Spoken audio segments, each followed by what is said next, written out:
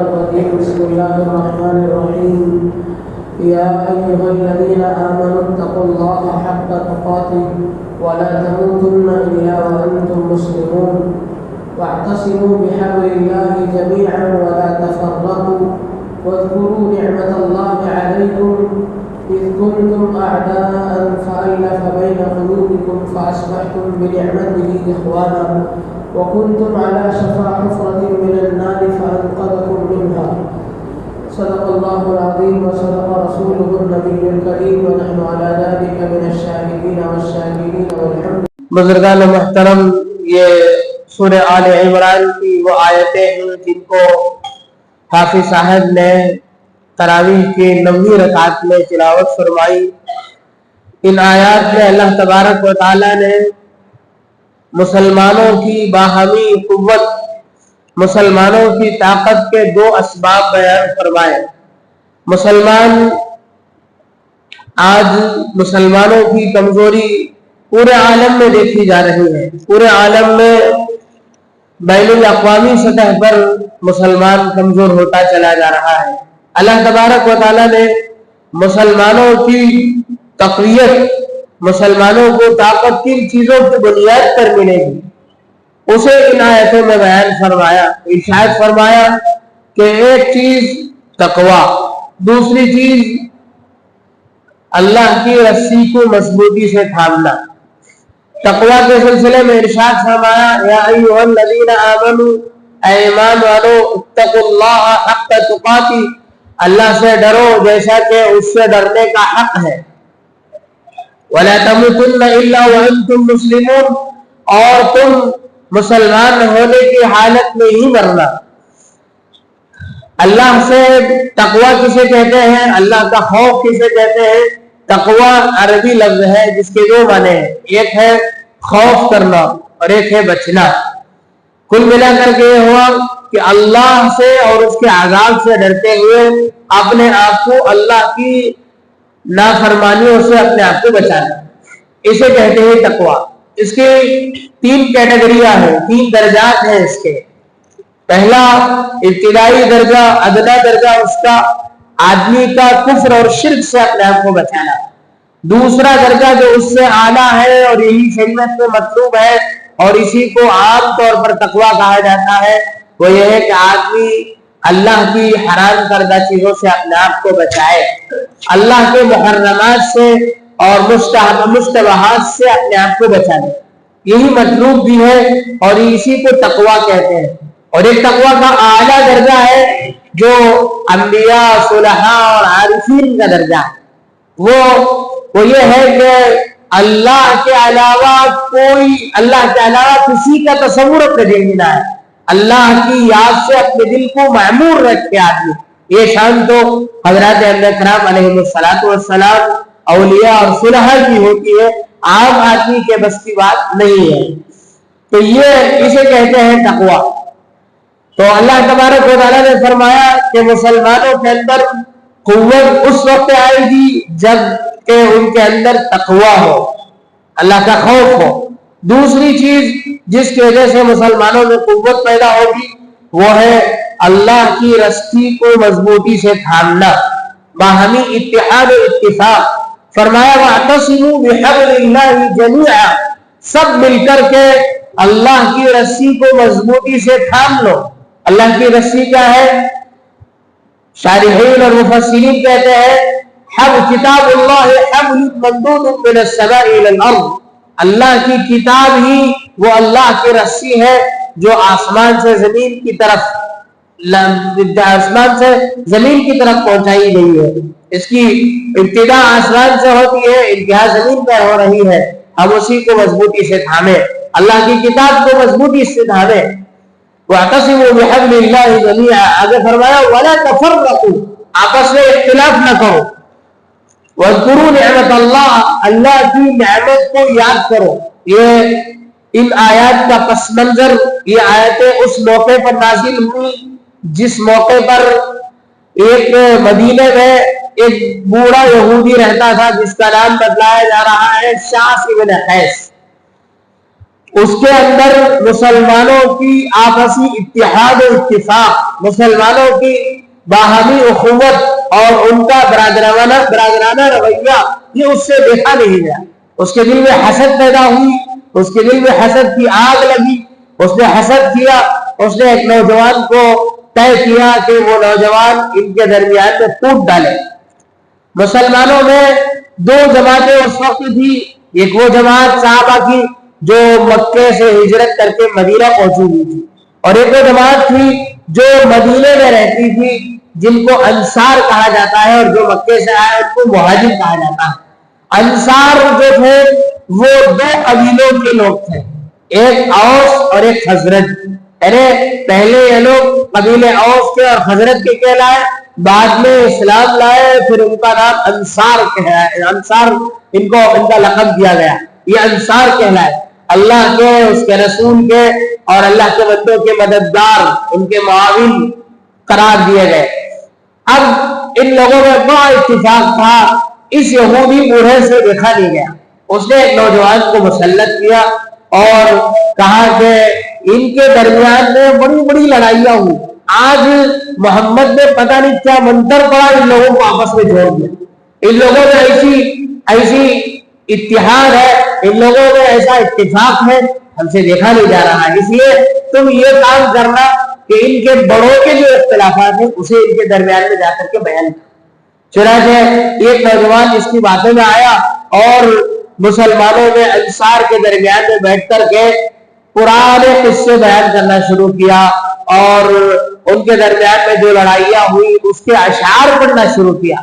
ظاہر بات ہے کہ جاہلیت کی باتوں کی وجہ سے آدمی کا ذہن خراب ہو جاتا ہے، پرانی یادیں تازہ ہوئی، اور ایک دو دن کا اختلاف نہیں تھا، اوس اور خزرج کے درمیان میں جو اختلاف تھا، جو لڑائی چلی، جسے بہت ہی جو مورخین کہتے ہیں کہ تقریباً 125 سال پر محیط تھی وہ لڑائی، 120 سال کا عرصہ اس لڑائی کو ہوا کہ یہ لڑائی چلتی رہی، نسل ہا نسل سے چلتی رہی، 120 سال تک یہ دو قبیلے آپس میں لڑتے رہے۔ مذہب اسلام آیا، اللہ کے نبی صلی اللہ علیہ وسلم تشریف لائے، یہ سب باہم شیر و شکر ہو گئے، ان میں عجیب اتفاق و اتحاد ہو گیا۔ تو ان کے اختلافات میں پھر ہوا پرانی باتوں کو یاد دلانے کی وجہ سے ان میں پھر لڑائیاں شروع ہو گئی، یہاں تک کہ ان لوگوں میں اتنی باتیں بڑھ گئی، ان لوگوں نے میدان تک طے کر دیا کہ آپس میں اس علاقے میں اس میدان میں پہنچیں گے، وہاں آپس میں لڑائیاں ہوگی۔ ادھر حضور انور صلی اللہ علیہ وسلم کو اللہ تبارک و تعالیٰ نے بتلایا کہ آپس میں ان لوگوں کا ایسا اختلاف ہے۔ آپ علیہ السلام کو علم ہوا تو نبی علیہ السلام نے ان کے درمیان میں آئے اور پھر اللہ تبارک و تعالیٰ کی آیتیں ان کو پڑھ کر کے سنائی۔ وَاذْكُرُوا نِعْمَةَ اللَّهِ، اللہ کی نعمت کو یاد کرو، اللہ نے اسلام کی کیسی عظیم نعمت تمہیں دی ہے۔ کیا تھے تم لوگ؟ اذ کنتم اعداء، ایک وقت تھا تم لوگ آپس میں دشمن تھے، تمہارے درمیان میں تفریق تھی، تمہارے درمیان میں لڑائیاں تھی، تمہارے درمیان میں جنگ و جدال تھا، آپس میں ایک دوسرے کو دیکھنا تک گوارا نہیں کرتے تھے، تمہاری لڑائیاں 125 سال پر وہ ایک رہی، لیکن اللہ نے اسلام کی دولت سے مالامال کیا۔ آج تمہارا مثالی اتحاد ہے جو دشمن کو تک چھپ رہا ہے۔ دشمن کو کوئی چیز چبھے یہ ہماری کامیابی کی دلیل ہے۔ دشمن ہمیشہ دلتی رکھتے ہاتھ رکھتا ہے۔ آج بھی دشمن کسی مسئلے کو اٹھاتا ہے تو ہمیں سمجھنا چاہیے کہ وہ ہمارے نزدیک اہم ہے، ہمارے نزدیک اس کی اہمیت ہے یا نہ ہو، اس کی اہمیت ہو نہ ہو، دشمن کسی چیز کو اٹھاتا ہے تو اس کا مطلب ہے کہ وہ اہم چیز ہے۔ تو دشمن کو ان کی اتحاد و اتفاق سے ان کو بہت ہی جلن دشمنوں میں پائی جاتی تھی، حسد پائی جاتی تھی، چنانچہ ان کے درمیان میں لڑائیاں شروع ہوئی تو اللہ تبارک و تعالیٰ کی آیتیں پڑھ کر کے نبی علیہ السلام نے ان کو سنایا کہ تم اعداء، تم لوگ ایک دوسرے کے دشمن تھے، فَأَلَّفَ بَيْنَ قُلُوبِكُمْ، اللہ تبارک و تعالیٰ نے تمہارے دلوں میں جوڑ پیدا فرمایا، فَأَصْبَحْتُمْ بِنِعْمَتِهِ إِخْوَانًا، اللہ کی نعمت ہے کہ تم آپس میں بھائی بن گئے، اس لیے وَلَا تَفَرَّقُوا، آپس میں اختلاف نہ کرو، چھوڑو اس اختلاف کو، جس نے اس ہوا اسے ہوا دی اسے اسی جگہ سے ختم کرو۔ چنانچہ ان لوگوں نے آپسی اختلاف کو ختم کیا، پھر اسی طریقے سے ہو گئے جیسے پہلے۔ تو یہ ایک واقعہ ہے قرآن کریم میں، ایک واقعہ ہے تاریخ کا اور سیرت کا، اس سے ہمیں سبق ملتا ہے کہ آپسی ہمارا اختلاف ہماری وحدت کو، ہماری قوت کو پامال کر سکتا ہے۔ ہماری وحدت ہی ہماری قوت ہے۔ دو چیزیں ان آیات میں اللہ تبارک و تعالیٰ نے بیان فرمائی کہ مسلمانوں کی طاقت دو ہی چیزوں پر ہے، ایک اللہ کی کتاب اور ایک مسلمانوں کا آپس کا اتفاق اور اتحاد۔ یہ ہمارے درمیان میں ہم اسے بالکل ہرگز آپس میں اپنے ہاتھ سے جانے نہیں دینا چاہیے۔ حضرت شیخ الہند مولانا محمود حسن دیوبندی رحمۃ اللہ علیہ، جو اکابرین دیوبند کے سب سے بڑے سرخیل مانے جاتے ہیں، تمام اکابرین کے استاد ہیں، ان کا وہ جیل میں تقریباً مالٹا کی جیل میں 4 سال رہے۔ جب 4 سال کے بعد رہائی ہوئی، دیوبند تشریف لائے تو حضرت کے استقبال کے لیے ایک بڑا مجمع جمع ہوا تھا۔ حضرت نے ان سب کے درمیان میں کھڑے ہو کر کے فرمایا کہ بھائیوں، میں نے جیل کی 4 سالہ تنہائی میں بہت غور و فکر کی کہ مسلمان آج کیوں پیچھے ہٹا ہوا ہے، مسلمان کی ترقی آج کیوں نہیں ہو رہی ہے، مسلمان کیوں تنزل کا شکار ہے، مسلمان کیوں پسماندگی کا شکار ہے۔ میں نے اس پہ بہت غور کیا تو مجھے 2 باتوں میں اس کا حل نکلا۔ ایک یہ ہے کہ ہم نے 2 چیزوں کو اپنے ہاتھ سے چھوڑ دیا، ایک اللہ کی کتاب کو ہم نے چھوڑا اور ایک آپس کا اتحاد کو ہم نے چھوڑا۔ حضرت نے فرمایا کہ ایک اللہ کی کتاب کو ہم نے چھوڑ دیا، تو اسی وقت سے میں یہ ارادہ کر کے آیا ہوں کہ آج سے میں چھوٹے بچوں کے لیے قرآن کی ناظرہ قرآن کے مکاتب قائم کروں گا اور بڑوں کے لیے قرآن فہمی کے، قرآن سمجھنے کے حلقے قائم کروں گا، تفسیر کے حلقے قائم کروں گا۔ دوسری چیز، مسلمانوں کی باہمی اتحاد کی مسلسل کوشش کروں گا۔ یہی میری زندگی کا آخری میرا مطمح نظر ہے، یہی میری زندگی کا آخری مقصد ہے، میں اسی پر اپنی زندگی کو ختم کر دوں گا۔ تو مجھے اور آپ کو بھی اس پر زیادہ فوکس کرنے کی ضرورت ہے کہ ہم آج ہماری جو دشمن جو ہمیں آنکھیں دکھا رہا ہے، دشمن جو اپنی قوت بازو کو ہم سے ہمارے ساتھ زور آزمائی کرنے کی کوشش کر رہا ہے، ہماری جو کمزوریاں اس کے سامنے ہے وہ اسی بنیاد پر ہے کہ ایک تو یہ ہے کہ ہم نے قرآن کریم کو چھوڑا، دوسری بات یہ ہے کہ ہم نے آپسی اتحاد و اتفاق کو اپنے درمیان سے چھوڑ دیا۔ آپسی اتحاد و اتفاق ایک بہت ہی اہم ترین چیز ہے۔ آپس کا اختلاف جس کے ذریعے سے آدمی اپنی حیثیت کھو دیتا ہے۔ قرآن کریم میں دوسری جگہ ارشاد ہے وَلَا تَنَازَعُوا، آپس میں اختلاف نہ کرو، لڑائی جھگڑا نہ کرو، فَتَفْشَلُوا، تم جب کمزور ہو جاؤ گے، وَتَذْهَبَ رِيحُكُمْ، تمہاری ہوا اکھڑ جائے گی۔ اللہ کے نبی صلی اللہ علیہ وسلم نے حضرات صحابہ کرام کے درمیان میں ایک مرتبہ ارشاد فرمایا کہ دیکھو آج تمہاری ایک تعداد ہے، قرب قیامت میں ایک ایسی تعداد ہے مسلمانوں کی، آج تمہاری چھوٹی تعداد ہے، اس کے باوجود تمہاری طاقت بڑی مضبوط ہے، تم علاقے بنا کر کے چلے جا رہے ہو، لیکن مسلمانوں پر ایک وقت ایسا بھی آئے گا کہ مسلمان اتنے کمزور ہو جائیں گے کہ ہر فرقہ اور ہر جماعت اسلام دشمن طاقتیں آپس میں متحد ہو کر کے مسلمانوں کو ختم کرنے کے لیے آپس میں ایک دوسرے کو بلائیں گی، دعوت دیں گی۔ جس طریقے سے لوگ دسترخوان بچھانے کے بعد لوگ کھانے کو بلاتے ہیں، آؤ کھانا تیار ہے، آؤ کھانا کھا لو، جس طریقے سے میزبان مہمانوں کو دعوت دے کر کے دسترخوان پر بلاتا ہے، اسی طریقے پر اسلام دشمن طاقتیں متحد ہو جائیں گی، اس بات پر متحد ہو جائے گی کہ کسی نہ کسی طرح مسلمانوں کو ختم کر دیا جائے، ان کو کچا چبا دیا جائے، ان کے وجود کو نیست و نابود کر دیا جائے، ان کو سفید ہستی سے مٹا دیا جائے۔ اس کی پوری کوشش پوری اسلام دشمن طاقتیں متحد ہو کر کے جٹ ہو کر کے کریں گی۔ حضرات صحابہ کرام نے پوچھا یا رسول اللہ کیا ہماری تعداد اس وقت کم ہو جائے گی؟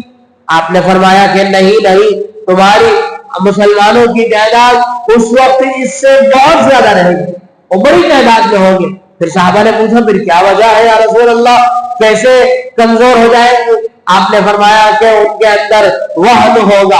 حضرات صحابہ نے فوراً پوچھا کہ یا رسول اللہ وقت کیا مصیبت ہے جس کی جو مسلمانوں کے اندر کمزوری کا سبب بنے گی؟ آپ نے فرمایا حب الدنیا وکراہیت الموت. دنیا کی محبت مسلمانوں کی دلوں پر غالب آ جائے. مسلمان دنیا کو سب کچھ سمجھ بیٹھے گا. آج ہم دیکھتے ہیں بڑی بڑی اسلامی حکومتیں آج بھی مسلمانوں کے ہاتھ میں ہے، لیکن ان کو جو حکمران طبقہ ہے ان کو اپنی سیٹ سے مطلب ہے، اپنی کرسی سے مطلب ہے، اپنا شاہانہ ٹھاٹ باٹ سے مطلب ہے. انہیں کوئی مطلب نہیں کہ غزہ میں بمباری ہو، مسلمان مارے جائے، کٹے مرے، بچے یتیم ہو، عورتیں بیوہ ہو، انہیں کوئی مطلب نہیں. انہیں کوئی سروکار نہیں کسی چیز سے. ان کو مطلب ہے اپنی کرسی سے، اپنی گدی سے، اپنے شاہانہ انتظام و انتظام سے، اپنی بادشاہت سے، بس انہی چیزوں سے. یہ کیا ہے؟ محبت، دنیا کی محبت. دوسری چیز اللہ کے نبی صلی اللہ علیہ وسلم نے فرمایا جس چیز کی وجہ سے مسلمان کمزور ہو جائیں گے، مسلمانوں کو دشمن طاقتیں کھا کر ختم کر دینا چاہے گی، وہ ہے کراہیت الموت، موت کا خوف، موت کا ڈر. اللہ تبارک و تعالیٰ نے حضرات صحابہ کرام کو جو اونچی فتح عطا فرمائی، جو بڑی فتح ان لوگوں نے پائی، فتح عظیم ان کو ملی، فتح مبین ان کو ملا، وہ اس کے ملنے کی وجہ یہ ہے کہ ان کے دل میں موت کا خوف نہیں تھا. ان لوگوں نے موت کو اپنے آنکھوں سے لگایا. صحابی رسول کے بارے میں آتا ہے کہ ان کے سینے میں تیر لگا، انہوں نے کہا فزت ورب الکعبہ، رب کعبہ کی قسم میں کامیاب ہو گیا. دشمن سے دیکھا نہیں گیا تو اسی حیرت ہے، جان چلی گئی اس کی، پھر کامیابی کس چیز کی ہے؟ کہ اس کی جان جا رہی ہے، سینے پہ تیر لگا، اس کی زبان سے نکل رہا ہے رب کعبہ کی قسم میں کامیاب ہو گیا. یہ کیا کامیابی ہے؟ تو اسے پتا چلا کہ مسلمان دنیاوی زندگی کو اصل نہیں سمجھ بیٹھا ہے. اصل اس کی زندگی آخرت کی زندگی ہے. وہ یہ سوچتا ہے کہ میں دشمن کو زہر کر کے اگر میں جیت جاؤں تو وہ بھی میری کامیابی ہے، اگر اللہ کے راستے میں لڑتے لڑتے میں اپنی جان دے دوں تو یہ بھی میرے لیے فرضی کامیابی ہے. یہ اصل کامیابی ہے. اسی جرأت اور بے باکی اور اسی جوان مردی کی وجہ سے قدمے فتوحات پہ ان کے قدمے چھوڑی، وہ فتوحات پر فتوحات کرتے چلے گئے. آج بھی جس قوم کے اندر مسلمانوں کے جس طبقے اور جس علاقے کے لوگوں کے اندر موت کا خوف نکل گیا، جن لوگوں نے اپنے دل سے موت کا ڈر نکالا، آج ہم نے قریبی زمانے میں دیکھا افغانستان کے لوگوں میں اور ابھی غزہ کے مسلمانوں میں، فلسطین کے لوگوں میں، انہوں نے موت کو اپنے دل سے، موت کے خوف کو اپنے دل سے نکالا. 45,000 افراد کی جانیں شہید ہو گئی، لیکن ایک قدم پیچھے ہٹنے کو تیار نہیں، دشمن گھٹنے ٹیکنے پہ مجبور ہو گیا. ادھر افغانستان میں مجاہدین فتح کرنے سے لڑتے رہے، ثابت قدمی دکھاتے رہے. جس نے تحریک شروع کی وہ ختم ہو گیا، اس کے ساتھی ختم ہو گئے، بڑے لوگ ختم ہو گئے، چھوٹوں کو اللہ نے فتح نصیب فرمائی. آج وہ حکومت انہوں نے قائم کی ہے، پوری دنیا ان کو حیرت کی نظر سے دیکھ رہی ہے. یہ جبہ اور دستار والے، یہ پگڑی والے، یہ قال اللہ قال رسول کرنے والے، یہ مدرسوں کی گلیوں میں بیٹھنے والے، ان لوگوں نے ایسی نزاکت کے ساتھ ایسی حکومت ان لوگوں نے سنبھالی. بڑے پڑھے لکھے طبقے کے لوگ ان کی نقالی کرنے لگ رہے ہیں، ان کو حیرت کی نگاہ سے دیکھنے لگے ہیں کہ کیا چیز ہے ان کے پاس، کیا چیز ہے.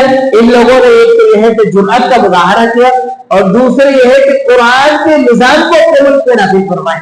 اپنے علاقوں میں افغانستان میں الحمدللہ اس وقت قرآنی سسٹم کو، اسلامی نظام کو ان لوگوں نے قائم کیا. بہت جلد ان کی GDP ترقی کرتی چلی گئی، ان کی کرنسی ترقی کرتی چلی گئی. آج جتنے ممالک، دنیا کے جتنے ممالک نے ان کو دہشت گرد قرار دیا، ان کو بالکل ہی قدامت پسند قرار دیا، ان کو پرانے سوچ کے لوگ ہیں، ترقی کرنا چاہیے، چھوڑ دینا چاہیے، لڑنا جھگڑنا چھوڑ دینا چاہیے، بڑوں سے آپس میں بڑوں سے مل جانا چاہیے، امریکہ سے ساز باز کر لینی چاہیے، جیسے یہ لوگ کہتے رہے. لیکن ان کی ہمت کو سلام ہے، ان کی جرأت کو سلام ہے. انہوں نے لڑ کر کے بھی دکھایا، جیت کر کے بھی دکھایا، اور اب اسلامی حکومت کو وہاں نافذ کر کے پوری دنیا کو ان کو پلٹ کر دیکھنے پر ان کو مجبور کیا کہ دیکھو یہ اصل ہے اسلامی نظام، ہم جرأت سے بے باکی سے لڑیں گے اور اس کے بعد ہم اسلامی حکومت قائم کریں گے جس کی بنیاد پر ساری چیزیں ختم ہو گئی، رشوت ختم ہو گئی، چوری ختم ہو گئی، سٹا بازاری قسم ختم ہو گئی، آپسی اختلاف ختم ہو گیا، اور ہر طرح کے لوگ خصوص ختم ہو گئے، لوگوں میں بڑے بڑے آفیسر سے بہت ہی آسانی کے ساتھ لوگ مل لیتے ہیں، اپنا دکھڑا آسانی کے ساتھ سناتے ہیں۔ اب پورے معاشرے سے ان لوگوں نے قرآن کریم کو نافذ کر کے قرآنی حکومت کو، اسلامی حکومت کو، قرآنی قانون کو نافذ کر کے ان لوگوں نے پورے علاقے سے رشوت کو ختم کیا۔ رشوت ایک ایسی چیز ہے جو ریڑھ کی ہڈی ہے، ساری چیزوں کو رشوت کو آپ ایسے سمجھے یہ ریڑھ کی ہڈی کو توڑنے والی ہے، ایک کینسر ہے، پوری حکومت کے لیے کینسر ہے۔ جہاں رشوت دی جائے گی، غیر تعلیم یافتہ اسکول کی کرسی پر، استاد کی کرسی پر بیٹھ جائے گا، رشوت دے کر کے بڑا افسر اپنے کرسی پر بیٹھے گا، رشوت دے کر کے حکمران طبقہ حکمرانی کرنے میں چلا جائے گا۔ ہر جگہ رشوت، ہر جگہ ناخواندہ طبقہ پہنچ جاتا ہے، ناقابل طبقہ، ناقابل آدمیوں کو بڑے بڑے عہدے دیے جاتے ہیں صرف رشوت کی بنیاد پر۔ جس کے پاس پیسے ہے وہ پیسے دیتا ہے اور آسانی کے ساتھ اس سیٹ کو ہتھیا لیتا ہے، جس سیٹ کے لیے بڑی بڑی کوششیں، بڑی بڑی ڈگریوں کی ضرورت ہوتی ہے۔ تو اسلامی حکومت کے نفاذ کے بعد الحمدللہ دنیا نے دیکھا کہ بڑی ان کی ترقی ہوئی۔ اب بہت ساری حکومتیں ان سے اپنا رشتہ طے کر رہی ہیں، اپنا تانا بانا ان سے جوڑ رہی ہے، ان سے کاروباری تعلقات استوار کر رہی ہے۔ یہ کھلے عام اس گئے گزرے دور میں بھی اللہ نے ان پاکیزہ نفوس کو رکھ کر کے ہمیں دکھا دیا کہ یہی ہے اسلام۔ آج بھی اسلام زندہ ہے، قیامت کے صبح تک اسلام زندہ رہے گا۔ جو بھی اس سسٹم کو اپنائے گا اللہ تعالیٰ اسے کامیابی سے ہمکنار فرمائیں گے۔ تو یہ ہے ان آیات کا مختصر سا خلاصہ۔ اللہ تبارک و تعالیٰ سے دعا ہے کہ اللہ تبارک و تعالیٰ ان آیات کے ذیل میں جو باتیں کہی گئی، کہنے والے کو بھی، سننے والوں کو بھی عمل کی توفیق نصیب فرمائے۔ آمین۔ وآخر دعوانا الحمدللہ رب العالمین۔